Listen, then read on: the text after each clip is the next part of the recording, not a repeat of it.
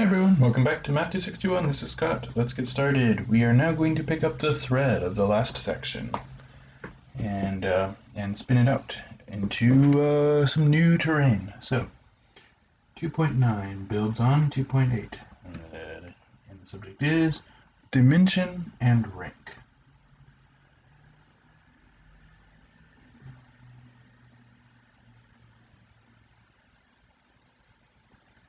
Alright, now let's recall one of the key stars of the last section, which was the basis.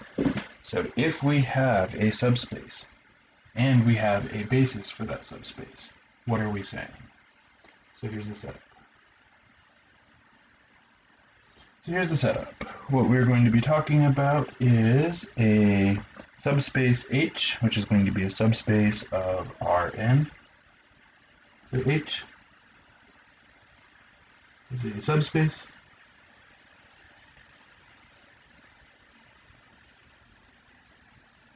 of Rn. And furthermore, we're going to say that there is a collection of vectors that form a basis for H, and we'll call that collection B. And when you're writing it, it's typical to write it in a script style. When it's printed, a basis will typically be done in what's called math calligraphy, which is, again, a sort of script style, but here's the handwritten version. So you write it like so. So B, and actually we should say what B even equals. So B, which is equal to the collection of vectors, let's say B1 up to BP, so notation your book uses, BP, so not necessarily N, but not necessarily not N either. It's just, there's just P of them. So BP is a basis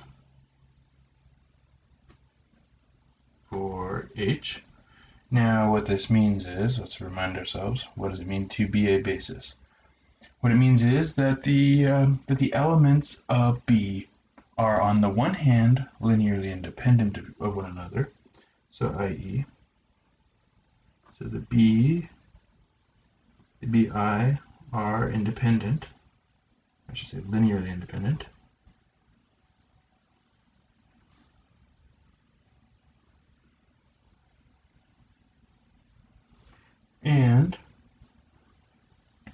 and it is also the case that the span of these vectors is all of H, and they span H. Now, what that means then, as a keyword, we're kind of redefining it here. So what that means then is if they span H, then that means that there is that every element of H is somehow a linear combination of them. So then each element of H is a linear combination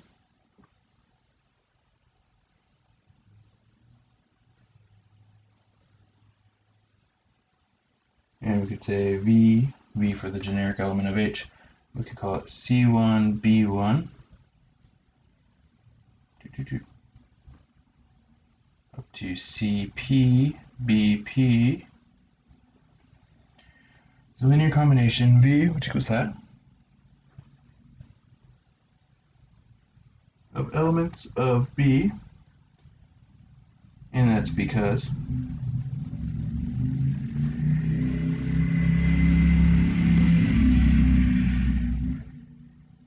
they span H. But more than that, they are in fact a unique linear combination of the elements of B, because the elements of B are linearly independent of one another. And so what that means is we have no redundancy here. There are no two ways of getting to the same point. If there were two ways of getting to the same point, what that would mean is that our set was overdetermined. We had extra elements. We didn't need them. Furthermore,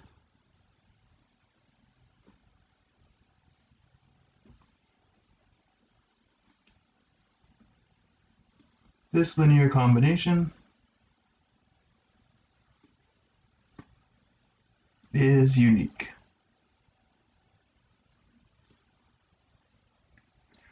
All right.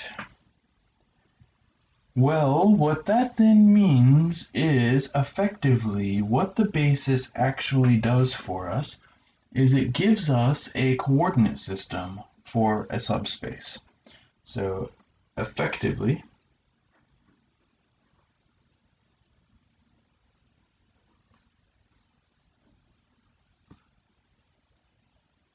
this means that B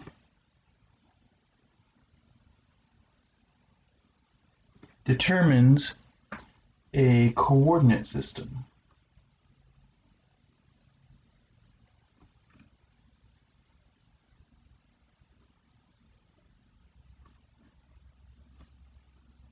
For H.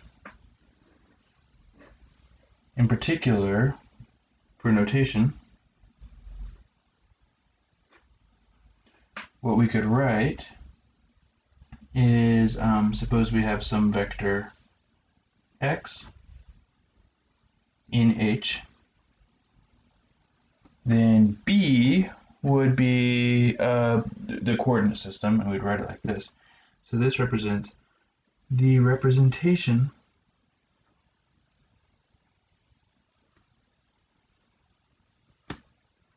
of an x, which is an element of H, with respect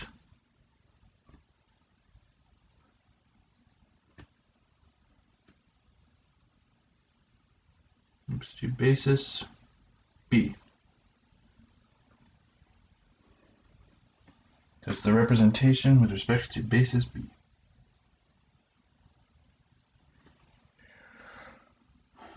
In other words, so what that means is that x sub B, and put it more specifically, is going to equal the weights C1 down to CP,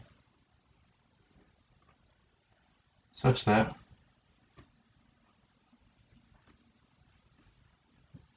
x equals C1 B1 plus dot dot dot up to CP BP.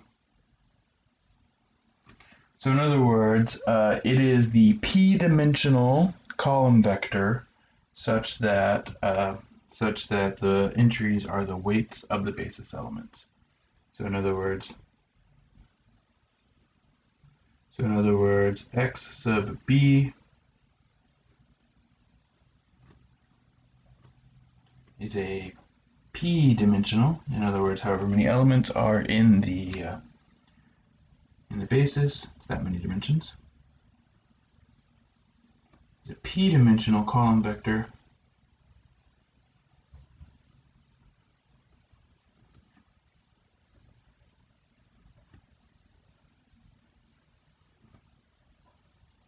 that gives the weights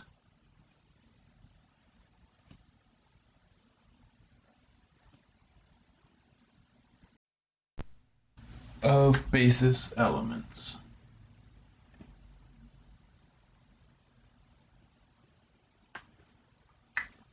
Now, as far as you are concerned in this class right now at this stage, this is going to entail two different directions of task. So we're going to have to learn how to do two things with these representations. One is, if you're given a representation, find the vector in the original Rn system of coordinates that represents. So there are two tasks.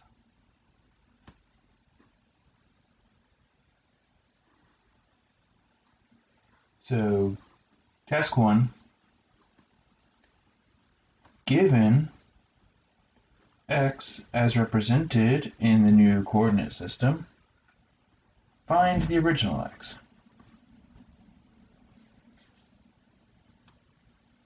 So given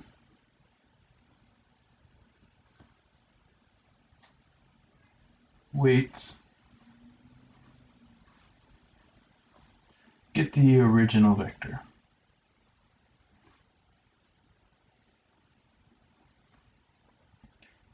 And then the other possible task that we might have is given x,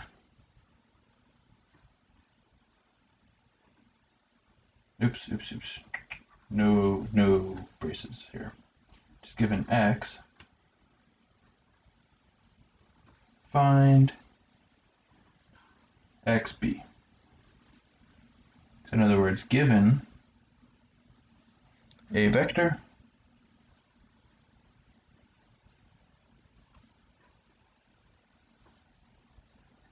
find its representation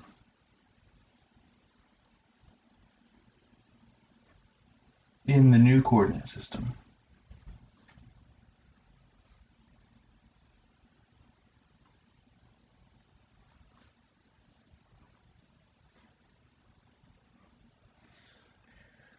Okay, so those are the two possible pathways that we might have to explore.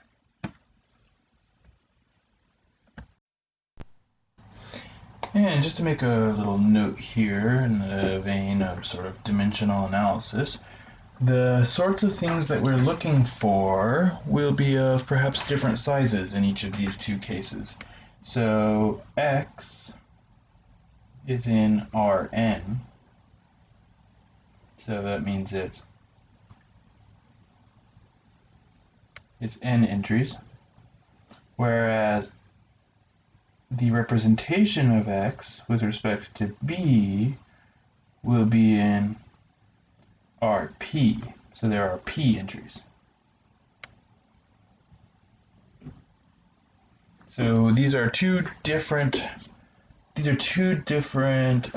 styles of vectors. They're both column vectors, but they have different numbers of elements depending on whether we are talking about the vector in the original Rn, or we are talking about the representation of the vector in the new coordinate system that the basis B defines. So let's take as an example just something to take off the edge here, see if this is as hard as it seems or if it is in fact easier. Let's take as a basis for a subspace of R4 the following three vectors. So we're going to have 1, 3, 0, 1. So it's going to be B1. 3, 0, 1, 1. So that'll be B2. And then finally 0, 0, 2, 1. That'll be B3. So what we have here are three vectors inside R4. So what that means is we are talking about a three-dimensional coordinate system that lives inside the bigger vector space of R4. Okay. So let's say first off, let's say we want to let's say we're given this. So if the representation of a mystery vector x with respect to basis B is equal to 1, 2, 3, then we could be asked to find the x that this represents. So this is a representation with respect to this basis. So it's got three elements, and we want to find the vector that this is a representation of. So let's think about what this actually means. So what this is saying is that's C1, C2, and C3. So then x is actually just going to equal C1, which is 1, times B1. So it's 1, 3, 0, 1, plus 2 times 3, 0, 1, 1. And then finally plus 3 times 0, 0, 2, 1. So these are the weights, and they come from here. C1, C2, C3, C1, B1, C2, B2, C3, B3. So we've got is a recipe here for getting us a vector in R4, and we are told to add 1 pinch of vector 1, 2 pinches of vector 2, and 3 pinches of vector 3. Well, then we just add those up, and what do we get? So it's going to be 1 times 1 is 1, 2 times 3 is 6, 3 times 0 is 0. 1 times 3 is 3, 2 times 0 is 0, 3 times 0 is 0. 1 times 0 is 0, 2 times 1 is 2, and 3 times 2 is 6, and then down here, by the way, a good habit to get into, and I have yet to get into it, but not being good at taking advice doesn't mean you can't give advice, is don't draw the square brackets until you actually have the entries, so that way you can budget your space more easily. It's a habit I've never been able to break, but I know I should. Okay. So then, what we've got here is an element of R4. Looks like it's going to be 7, 3, 8, 6. So that's the first direction of task, and really this amounts to the task that corresponds with more or less evaluating. So there are the two sides to the coin. There's evaluating and solving. This falls under the rubric of evaluating. Versus the reverse side, which is more along the heading of solving. So here's how that would play out. Let's say we have an x which is told to us to equal 1, -6, 7, 3. So notice that's in R4, not R3. Then the question is this, for one thing, even in the span of B? And if it is, what's its representation? So is x in the span of the B? If so, find the representation of x with respect to B.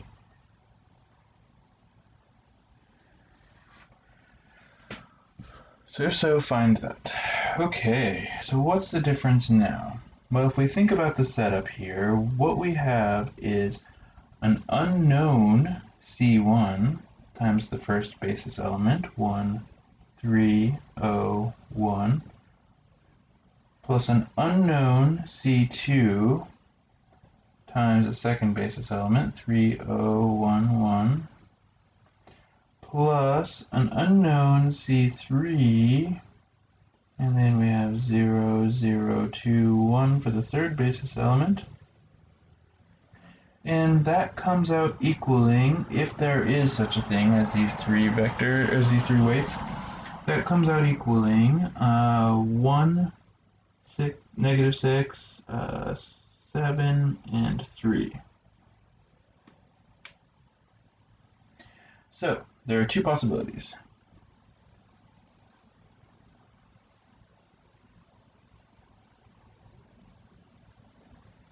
And so possibility 1, the system might be inconsistent. And if that's the case, there are no C1, C2, C3 I could choose that would make this happen. So two possibilities.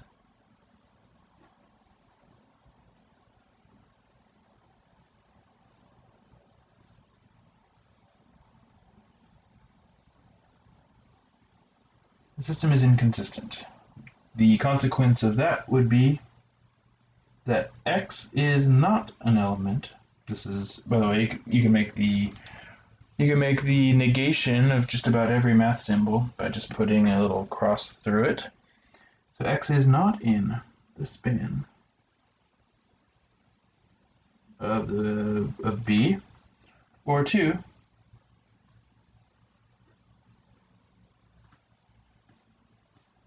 there is a solution C1, C2, C3, which is equal to the representation of x with respect to b. But what there cannot be the other possibility, which is an infinite family of solutions. If that's the case, then then some trickster gave us a set that wasn't actually linearly independent and claimed it was a basis. But that shouldn't happen if everybody is on the level with us. So 1301 3011 0021. That'll be the coefficient side of the matrix, and then we can augment it with 1, -6, 7, and 3. And this we would then row reduce in order to try to answer this question. So we effectively at this point have two kinds of hammer, and we can only deal with two kinds of nail. The two kinds of hammer that we have are, on the one hand, evaluating things in the style of matrix multiplication. That's what we did in part A. And then here, solving things in the style of row reduction, and that's what we're doing in part B. So we row reduce this, and if we get this into reduced row echelon form, we find, so you maybe do this by hand, maybe do it by technology, but the important thing is what we do with it once we get there. And let's say we find 1, 0, 0, augmentation, and then we have a -2. And then we have 0, 1, 0, augmentation, and then a 1. And then we have 0, 0, 1, and then that augmentation followed by a 4. And then we have 0, 0, 0, 0. So this is what we would get if we were to find the reduced row echelon form of this particular matrix. And when we did, we would get then the answer that C1 is -2, C2 is equal to 1, C3 is equal to 4, which then implies that x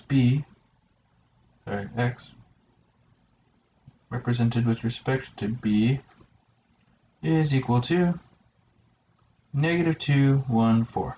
Notice I do not put any fourth entry in there. That would be a category mistake. I would be giving an answer that belonged to R4 rather than a coordinate vector here according to our new coordinate system.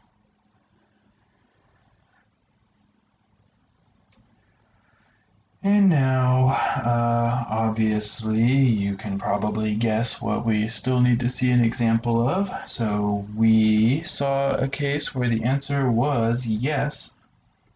So what this means is x is in the span of B because it turned out to be consistent. And then from that, we can find the answer.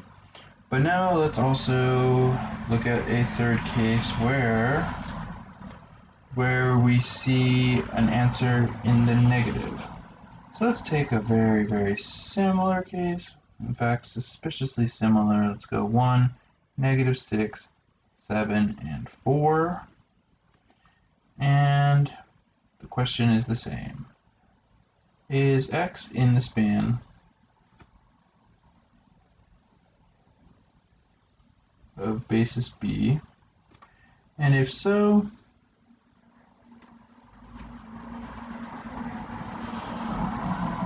find its representation with respect to that basis. So we can cut to the chase here. Same old, one difference only. So 1, 3, 0, 1, 3, 0, 0, -6, 0, 1, 2, 7, 1, 1, 1, 4. So the only difference that we had in the setup here was in the very, very last entry. And now by hook or by crook we row reduce and we end up with 1, 0, 0, 0. We end up with 0, 1, 0, 0. We end up with 0, 0, 1, 0. And lastly we end up with 0, 0, 0, 1. That's the augmentation bar there. And looking at this, when we put in the augmentation bar, we start to get a little nervous. You can feel the hairs on the back of our neck sticking up. Something here is suspicious. C1, B1 plus, actually I should say, not C1, just 0 times B1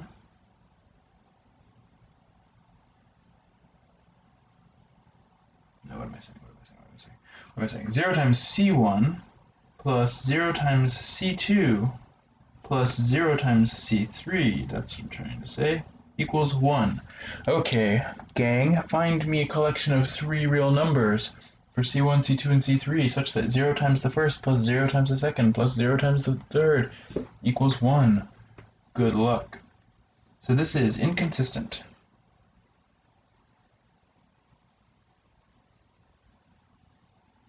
This is the classic red flag, which means that X is not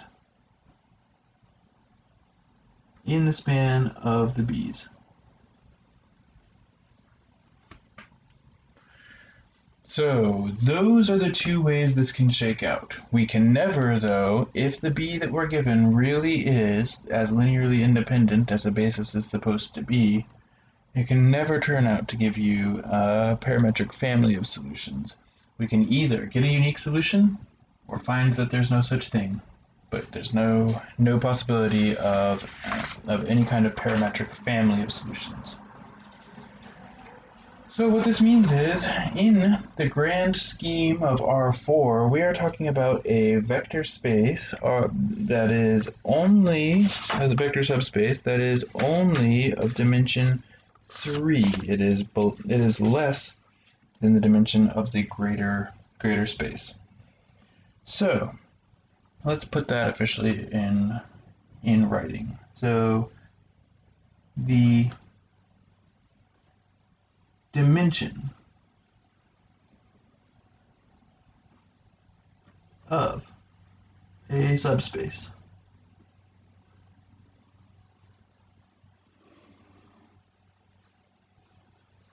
so this is the number of elements in its basis. So one slight technicality. There is the trivial subspace that is just the 0 vector. That is the only subspace that doesn't have a basis, and we say therefore it has dimension 0. So technically you just need to put that in because otherwise this isn't quite defined. So technicality. Oops, technicality. Technicality. The set that contains only the 0 vector, as we discussed, does technically qualify as a subspace. So this has dimension 0 because it has no basis. So the way we write this is we write dim H, where H is the name of the subspace. Okay, so that's the first of the words in the title of this section. So here, a half hour in, we finally have gotten to one of the 2 words in the title of this section. And now here comes the next one. The rank of a matrix.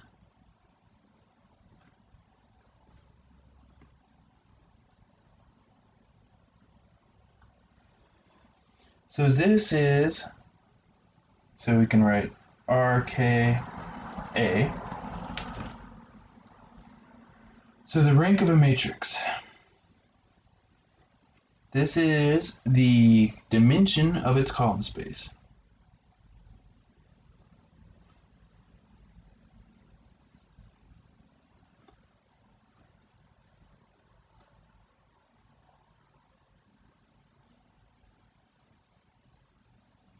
So what does that mean? Think about it. So column space, that was last section. It was the space generated or spanned by the columns of the matrix.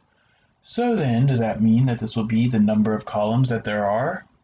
No, because those columns might end up being linearly dependent on one another. So if that's the case, if they are linearly dependent on one another, then what that means is we can cut out one or two of them and it wouldn't change the dimension at all. So this is basically the ones that end up being the basis. So these are the same as the number of basic variables. So this is the same as, so i.e. the number of basic variables.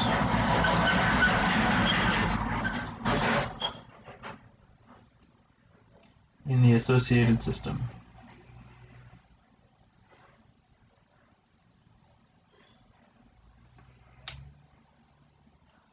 Which corresponds also,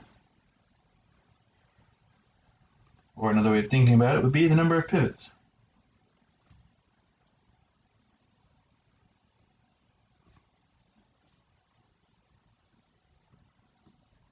The number of pivots.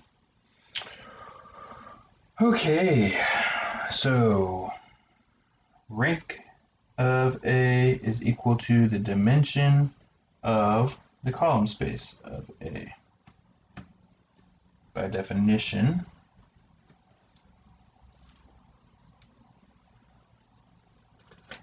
it's the number of linearly independent columns. So it's the dimension of its column space. All right. Well, let's now look at what's called the rank theorem or the rank nullity theorem.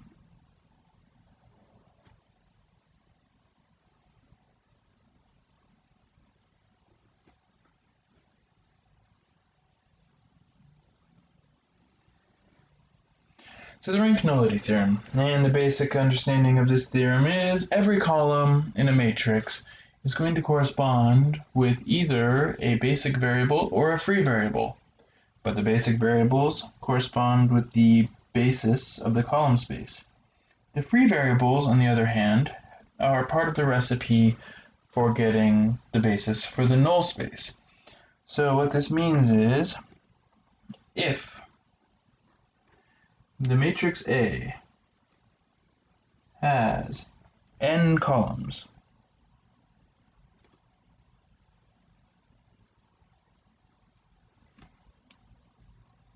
then the rank of A plus the dimension of the null space of A is equal to n.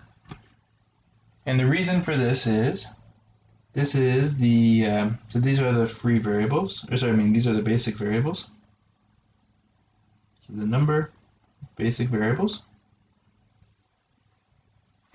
Whereas the dimension of the null space is going to be the number of elements in the basis of the null space. But if you remember how we got the vectors for the basis of the null space, they came from the parametric vector form of the homogeneous equation, which in turn means that there's going to be one vector going into the basis for every free variable.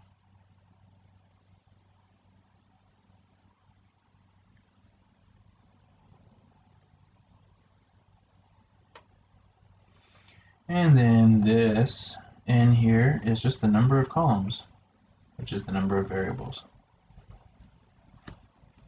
So every variable either contributes to the rank of the matrix or contributes to the nullity of a matrix, the dimension of its null space.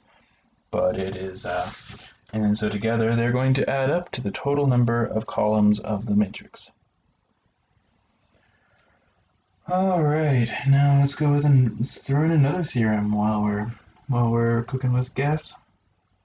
This is what's called the basis theorem.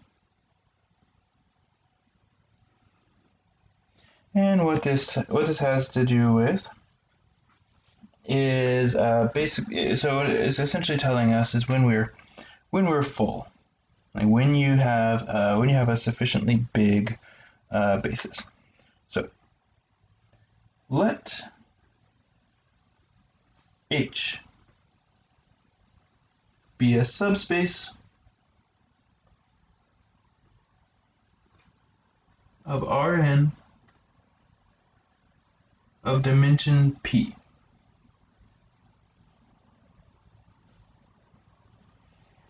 Then, if we have any linearly independent set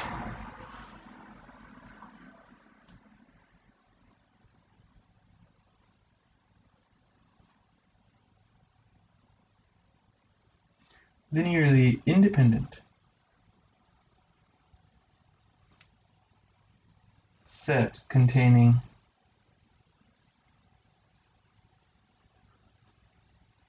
p elements of H,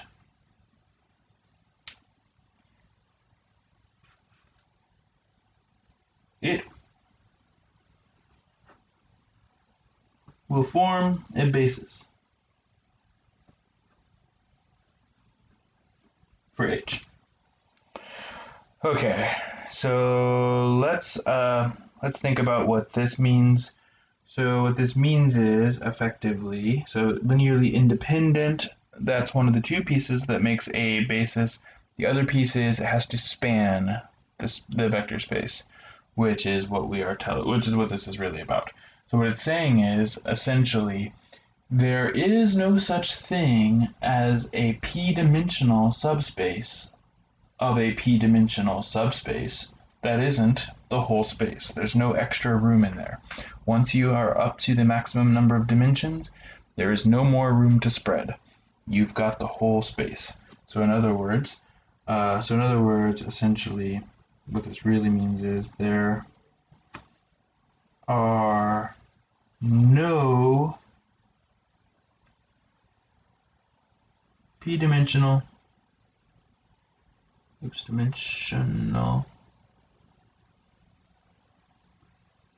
there are no p-dimensional subspaces inside H other than H itself. So that's what that really means. So there's no extra wiggle room in there. And this means, so thus,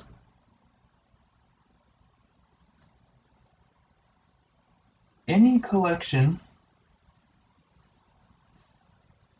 of n linearly independent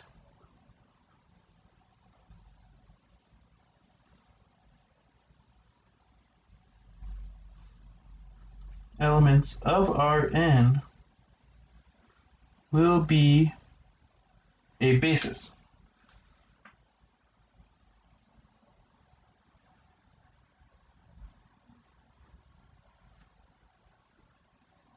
for Rn. So if you can just find me any collection of n linearly independent vectors of Rn, I can guarantee you that if they really are linearly independent, then they will be a basis for the entirety of Rn. Okay, now, for our last act, what we will do is we will add on to our epic invertible matrix theorem. So, theorem. So this is the invertible matrix theorem volume 2.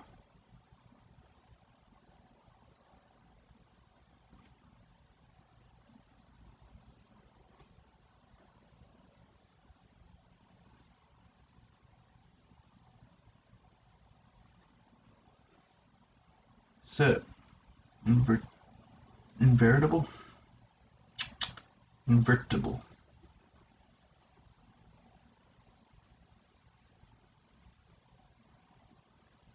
Invertible matrix theorem, volume 2.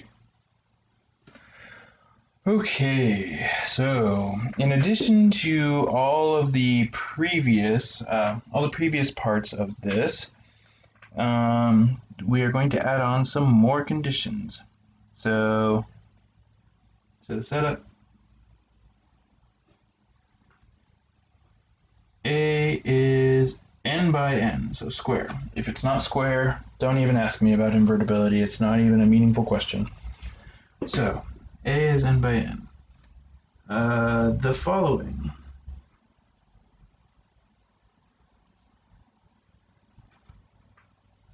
are equivalent to conditions A through J of the invertible matrix theorem, volume 1.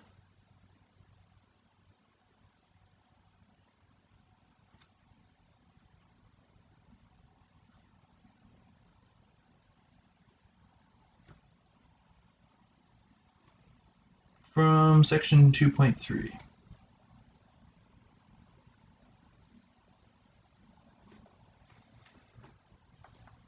Okay. So we're going to pick up where that left off. So that ended with J. So now we're going to pick up with K. So these are all equivalent to A being invertible. So if A is invertible, then that means 9 different things we saw before. And here, it means one more thing. Or sorry, it means a bunch more things. It means 6 more things. So the columns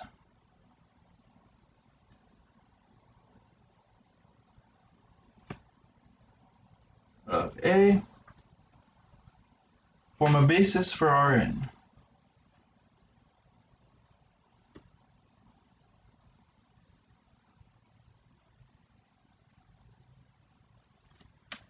So that is a consequence of that last little thus up here.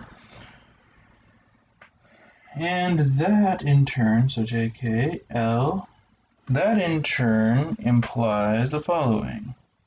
That the column space of A is actually none other than just Rn itself. And M, so we had Kilo Lima Mike, the dimension of the column space of A is equal to n. So in other words, what this means is we have full rank, is a way of saying this. And then November is to say, well, that means then the rank of A equals n.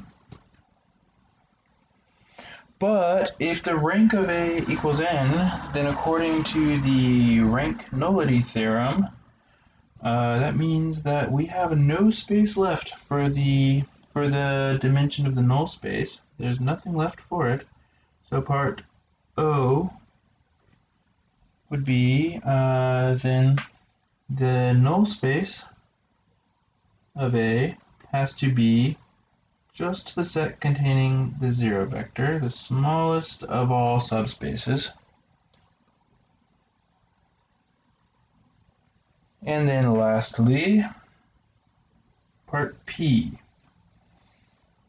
That means that the dimension of the null space of A equals 0. So a lot of these are basically just shuffling words around. They're all more or less true by definition, but they give us new and interesting ways of thinking about invertibility. So invertibility was originally a question of, can I find a matrix that cancels out the given matrix? Well, turns out, for strange metaphysical reasons, that question is the same as saying, is the null space of said matrix dimension 0?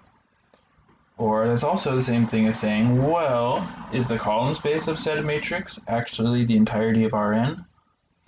And we'll find other conditions in addition to these that will turn out to be equivalent to the seemingly unrelated question of, does this matrix have an inverse? So to find out more, stay tuned for the next episode of Math 261. Until then, bye.